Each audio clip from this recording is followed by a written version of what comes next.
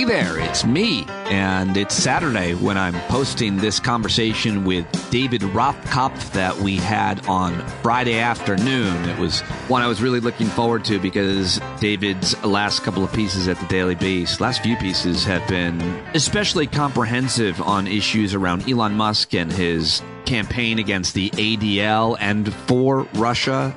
He also, Rothkopf, wrote a great piece about 11 things that could happen before the election, which I think is really good. They also just posted a surprisingly optimistic piece titled, America's in much better shape at home and abroad than you probably think. We talked about all three of those articles and a couple of other things.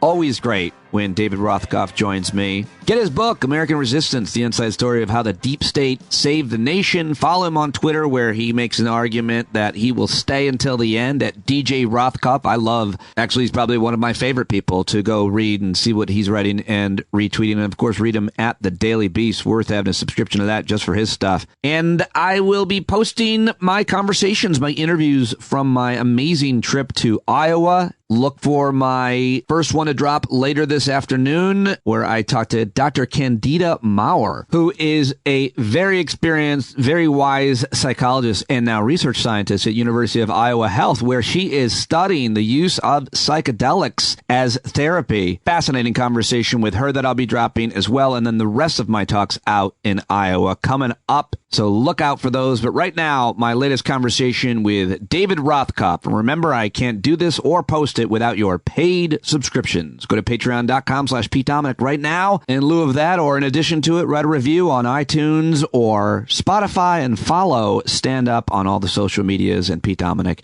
YouTube.com/Stand Up, where I'll be posting a lot of my Iowa stuff and more. All right, David Rothkopf, let's get started. Yes, David Rothkopf is here and lots to talk about, but you have just launched a new Friday show over at Deep State Radio, and it's called We're All Gonna Die Radio. You're co-hosting this. Tell us about this new show and why you picked a title such as this one, We're All Gonna Die, dropping on Fridays. Well, here it is. My co-host on the show is a guy named John Wolfstall, who was the senior director for nuclear arms control related issues in the Obama administration. He's a nuclear arms specialist. And for a while, we'd wanted to do a defense-oriented show, but really oriented towards national security and tech. So everything from nukes to AI. And so, that's what we do.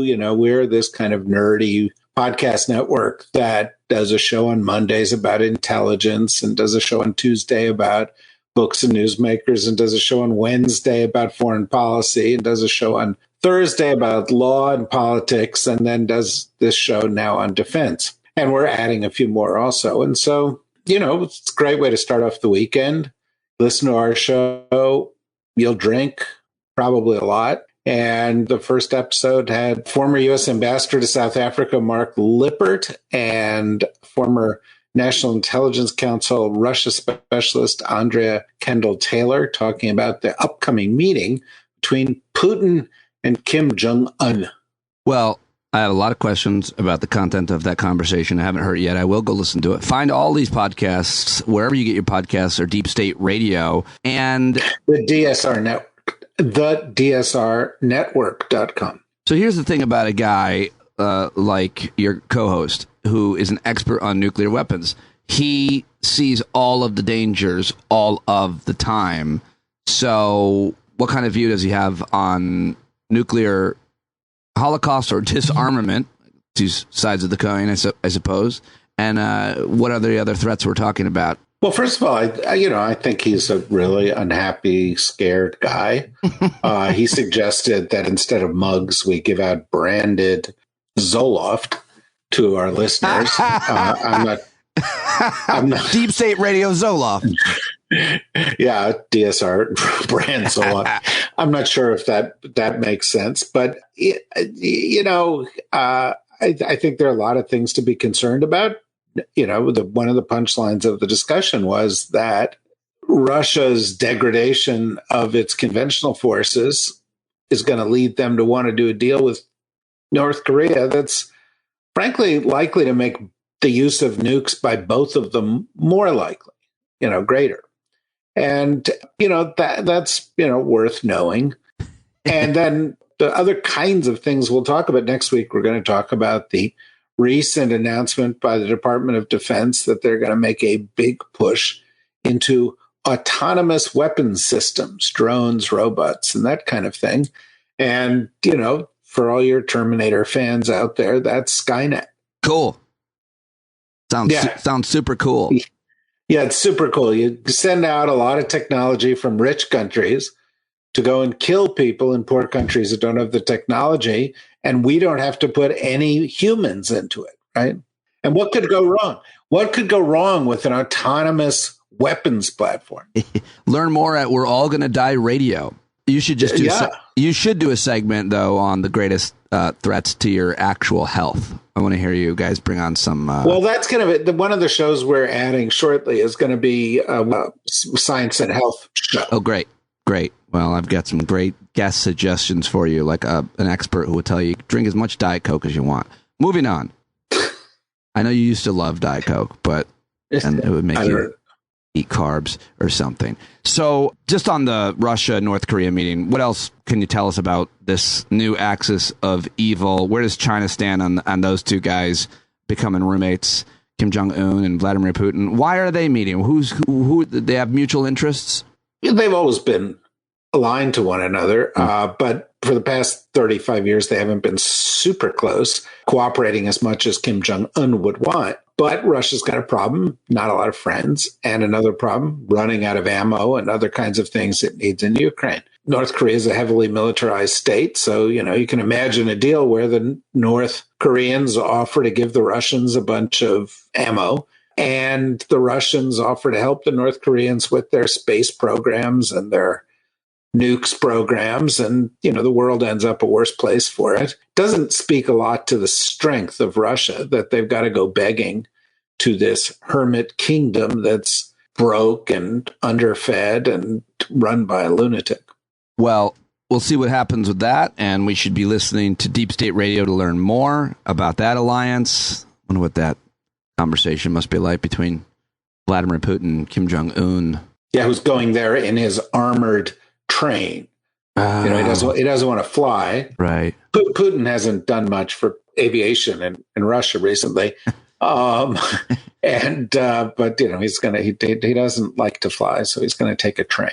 So much to talk with you about. You've been writing amazing articles at The Beast, of course, and great tweets and everything at Deep State Radio. But I think you wrote one of the best pieces I've seen, and a lot of people are talking about and writing about Elon Musk and his attacking of the ADL. But also, there's two really huge stories this week, in the past week, around Elon Musk. One that we learned, I forget who got the scoop, what investigation, but we learned that he basically did Russia's bidding with Starlink. And as a result, what I'm seeing, a lot of people are saying that as a result of Elon Musk turning off Starlink for Ukrainians, children died, innocent civilians died.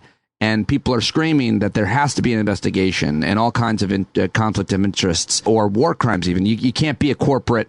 You can't have all this technology and equipment and use it against us and our friends. And then he attacked the ADL. And you have been apoplectic in the most articulate way. So let her rip, Rothkopf. Where do we start? Which issue? Let's try to summarize it. Elon Musk is a fuckhead of the first order. And, he is a fuckhead as a businessman who's exploiting the people who invest in his company. And he is a fuckhead as a father, apparently, since his daughter decided to ditch him because she thought he was an odious personality, which he certainly is. He's a fuckhead as a partner for the United States because, we subsidize Starlink. We pay for that service. We subsidize SpaceX, the parent company that's involved in all of this. We provide huge subsidies for Tesla, and this all, enables. He's now the richest man in the world.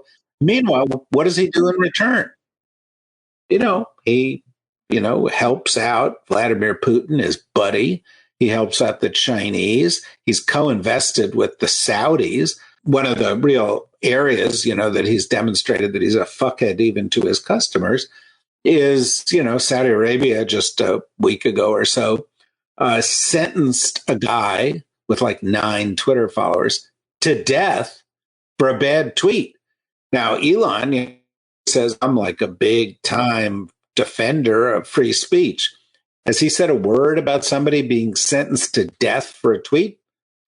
Hell no, because he doesn't really care about that kind of stuff. And this set of revelations regarding how he has managed Starlink, including some in Walter Isaacson's new book, in which turns out the Ukrainians wanted to use Starlink to help them attack the Russian fleet in Sevastopol, thus stopping the Russians from being able to launch sea-based weapons into Ukrainian cities where they were killing women and children. Said, well, I thought that would escalate the war. And of course, that's not actually what happened. He spoke to the Russians beforehand, as it turns out, and was doing the Russians' bidding. He was choosing sides. The side he chose was the side of the aggressor and war criminal. The side he chose to not help, to harm in a substantial way, is Ukraine. He did that in a number of instances with Starlink, and is trying to portray himself as somebody who was trying to avoid an escalation of the war, when what he was doing was defending the instigator of the war. And then on top of that, beyond that, on that point, of course, a study came out not too long ago. There's a good story about it in The Guardian, that since Elon took over, Twitter has become a major platform for Russian disinformation. So he's helping the Russians in multiple ways, consciously. Now, had this spat over the weekend with the Anti-Defamation League, in which he blamed them for the 2/3 losses of advertising revenues of his company. Of course, the advertising revenue loss was not directly the result of what the ADL was doing. But in the course of this, he said that he was just standing up for free speech and, as he always does, amplified a bunch of racists, a bunch of white supremacists, and taking a page from the old playbook of anti-Semites, decided to blame the whole thing on the Jews. Yeah. And, I could go on.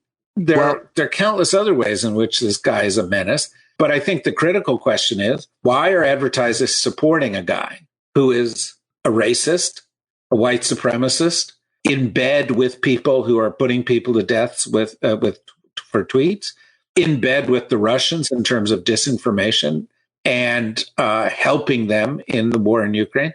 And why is the U.S. government doing any business at all with this guy?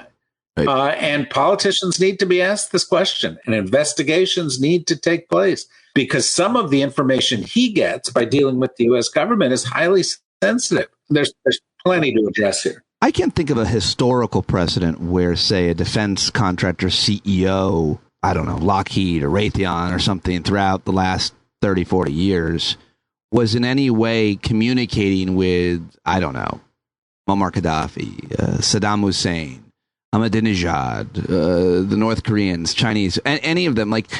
Is there anything like this ever, where a defense contractor, somebody who had so much capital, so much potential to shift an actual war by getting involved, turning the lights on or off, in this case, on Starlink. Is there anything like this ever, in like an American defense contractor CEO getting involved in this way? Not to my knowledge. It's a substantial national security risk for the United States to have a guy with so much power who's clearly allied with our enemies. And, I think that the deeper we get into bed with him, the higher the risk gets. Yeah. But the analogy you bring up is the right one. Imagine if Lockheed, halfway through, the war with any other, country, said, well, no, we're going to take their side from here on in. Stop supplying. We're not going to give you the mechanics that you need, the replacement parts. We're not going to give you the ammunition. We're not going to give you the things to allow an F-16 to be repaired. We're not going to give you the things that you need to keep the battleships going. And we are going to give them to the enemy. Like what? I mean, there's nothing like it ever. Let's stay with Elon. We'll go back to the ADL. But shouldn't there be some kind of congressional investigation into Elon Musk? I mean, were these revelations as a result of Walter Isaacson's book? Was it some other journalist? I don't know. But no. Well, look, people have known about the Starlink thing for a while. Walter Isaacson's book had some new revelations in it. Candidly, I'm not so sure about why you want to write a book that would both sides a guy like Elon Musk. Seriously, I think it's because you think you can sell the book and he's an interesting character. But yeah. I have some trouble with it, and I have a lot of respect for Walter Isaacson. Yeah. But this is a very sensitive situation because this guy has so much power, and I think a lot of politicians are like, "Well, I liked having that Tesla factory in my district," or do I really want to piss off the guy who's got so much control over social media? Or do I really want to piss off a guy who's got so much money? And there are a lot of people who are also rich oligarchs like him who sort of take his side in these things because they feel if he could be targeted, they could be targeted. And we reveal some problems with our system. They're not, big insurmountable problems. It's just capitalism is completely broken and our political system is completely corrupt.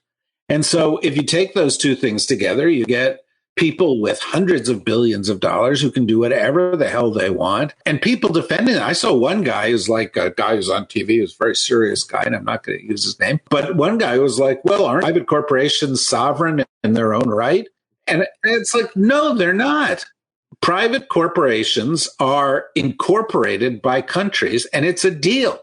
We say, okay, you can operate in our country, and in exchange for that, you'll make something better happen here with our economy or something else. But in order to have that right, we are going to maintain the right to regulate what you do, and so to ensure that it, supports our national interests. Elon Musk is not a country, but he operates like one. Right.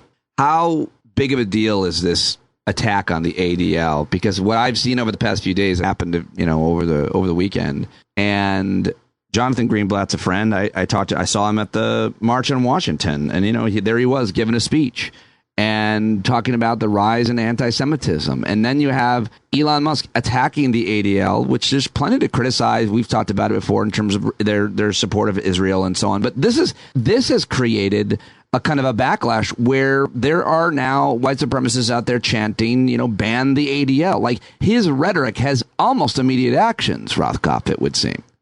It has immediate actions, consequences. Consequences. But I said on another kind of broadcast. How dare you? This is exactly the same. Sorry, but this is exactly the same as somebody standing up on a table in a beer hall in Munich in 1933. Saying the Jews are all our problems. Let's get some pitchforks and torches and march on the synagogue. Exactly. And, it's way worse. The Jews. It's way worse because if you stood on that table, there was only the people in that room that heard you. Well, that was my point. That was the point that I was making. Is it's exactly the same except instead of the streets of Munich, where there are only a few hundred or a few thousand people, this is on the byways of the internet, where there are millions of people who have been given permission by Musk and by people like Trump to go out there and express the worst kinds of anti-Semitism, hate, racism, that, ethno-nationalism, let's go beat up the immigrants, hate against LGBTQ community. And Twitter is becoming an engine of hate. And worse, it's becoming a place where all these horrible people can see that there are thousands of others like them and them permission. Yeah. It says, okay, we can go out and we can behave this way, and it destroys society. This is profoundly serious.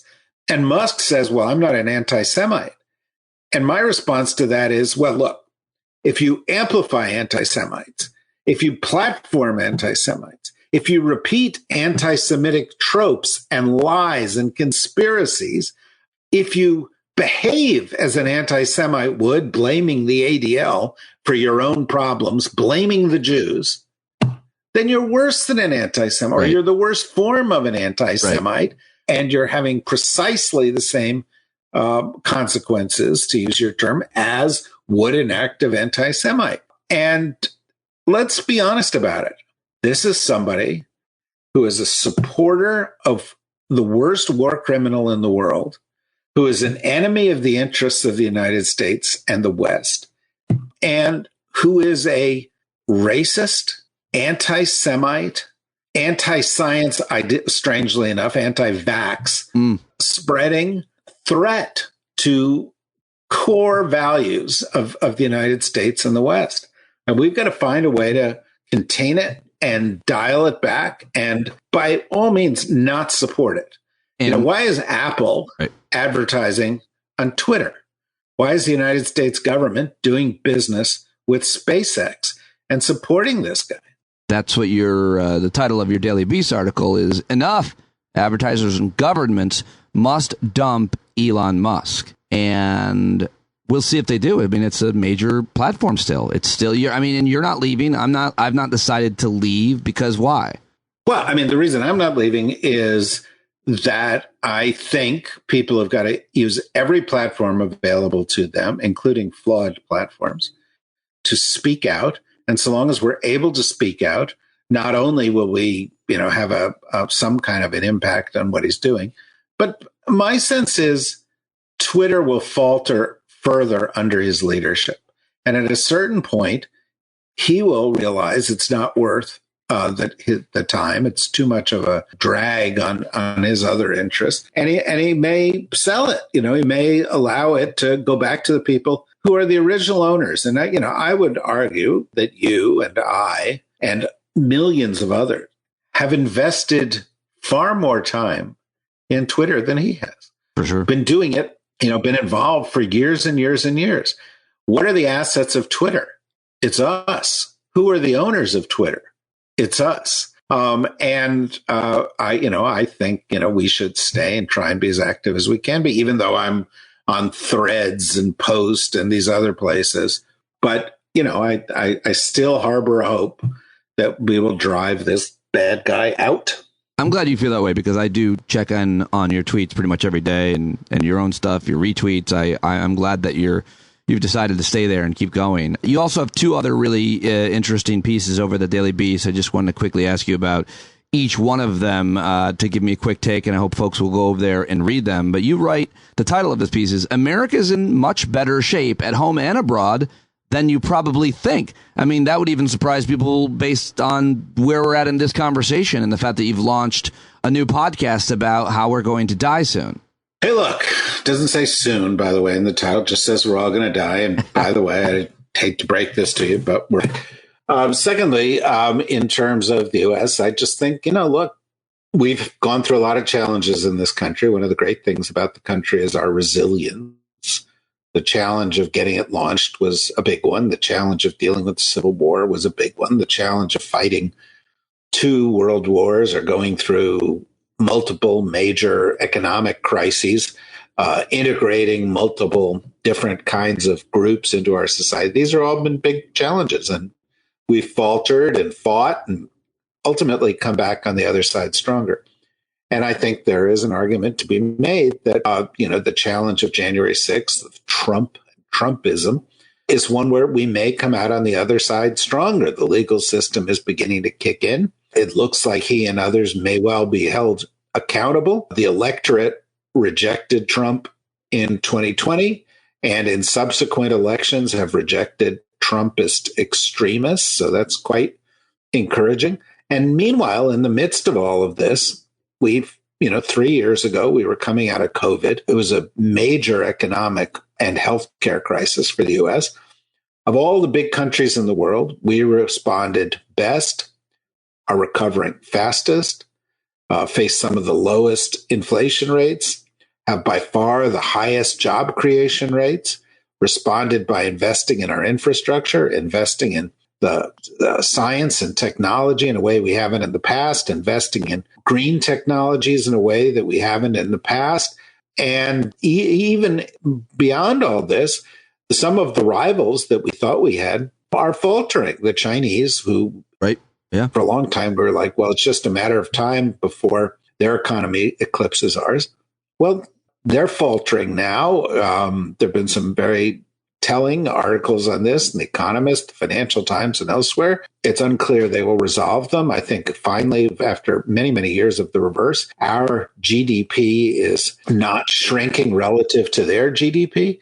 And so if you take all of that, how we stand versus our rivals, what we've done to invest in ourselves, how we've responded economically, how we responded to the COVID crisis, and how we responded to the crisis in our democracy, there's some signs of hope, sources of pride. And I think there's a pretty good chance we'll get to the far end of this thing, and this will be another one of those crises that we manage to weather. Now, we shouldn't be complacent about it. It's still a heavily divided country. We have a really screwed up system of elections in which a few states can make the difference. And in many of those states, Republicans are just throwing any kind of sense of respect for democracy out the window and just trying to rig it in a bald-faced bid for power. And so I'm not complacent, but I do think we should be appreciative of the. And that's a really good article and a very positive note. I appreciate that, and people should go read that. And lastly, you have a great piece titled, "Here are 11 Wild Things That Could Happen in the 2024 Election." And you mention, let me just see here. Here they are. Trump could be disqualified. There's a candidate health scare. Trump is convicted of one or more crimes. People should go read this at the Daily Beast, but you write Trump could melt down and make his legal peril even greater. A new candidate could enter the GOP race and catch fire. Trump could flee the country. An extremist act of violence. Intensified foreign election interference. A sudden major turn in the war in Ukraine or Russia's leadership. And natural disaster and the usual disruptive suspects like a bad turn in the economy. Just pick one or two. And I mean, these are, or maybe I should throw it out, but whatever you want to pick, because I think this piece is very interesting. It's kind of the piece that needs to be written right now here in September, so people have an understanding that when we constantly hear, well, there's this many months before the election, anything could happen. You pretty much cover it there.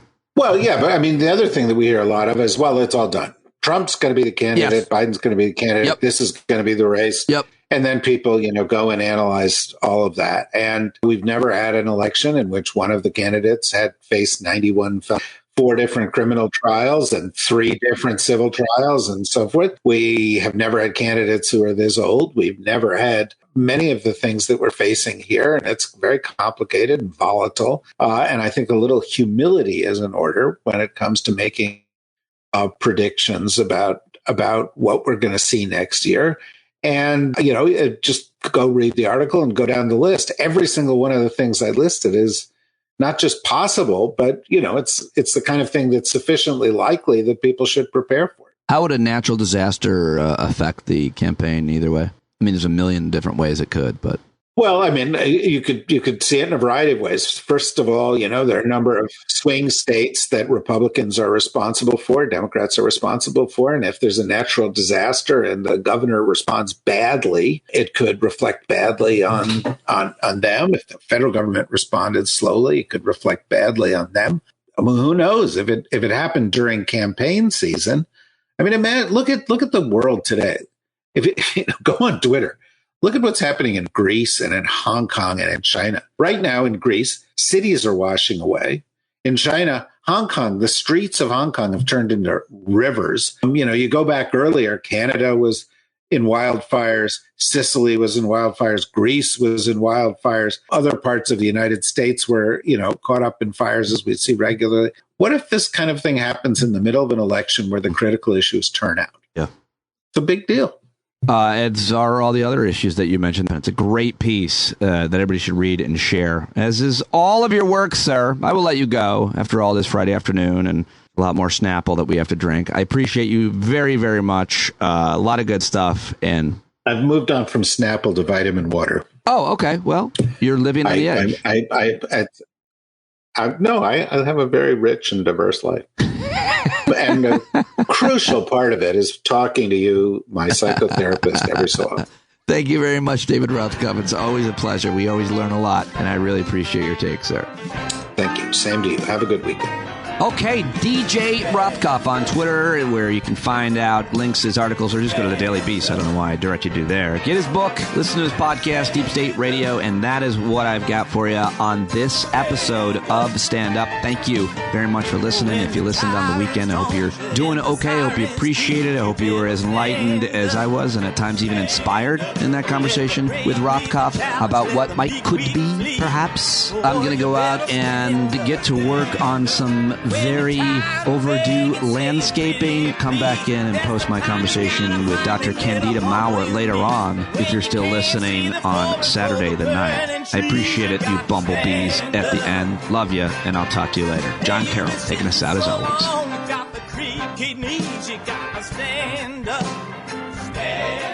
I think you're driving wheels with leaking grease. Boy, you better stand up. Stand up. Well, there's a whole lot more of us who know what's right. They'll keep right on ignoring us if we keep sitting tight. You got to open up the window to let in some light. You got to stand up. That's right. You got to rise up. You got to stand up. You got to stare the devil straight in the eye. We got to let him know it's his turn to go. See it clear and all you hear is a lie. Don't get up off of your butt, get down off of your fence. And even if it ain't a very friendly audience, well, they'll begin to listen when you start making sense. And you stand up, stand up. No need to point your rifle to defend your town. Just stand up, stand up. You know they can't deny you what you're laying down. Boy, you better stand up, stand up.